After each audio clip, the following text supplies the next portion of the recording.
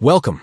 Today, we're diving into a fantastic feature of Gmail that allows you to send highlighted messages right from your Android device. This is a great way to grab attention and make your messages pop. Let's get started.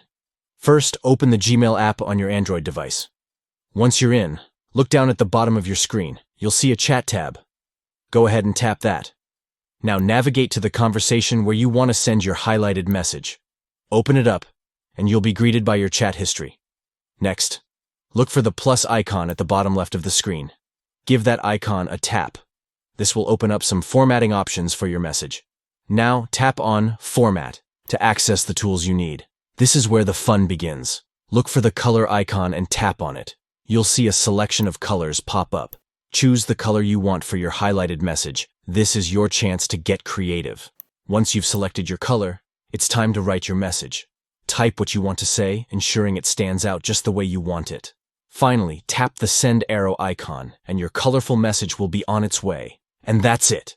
You've successfully sent a highlighted message in Gmail. Try it out, and don't forget to like and subscribe for more tips. Happy chatting!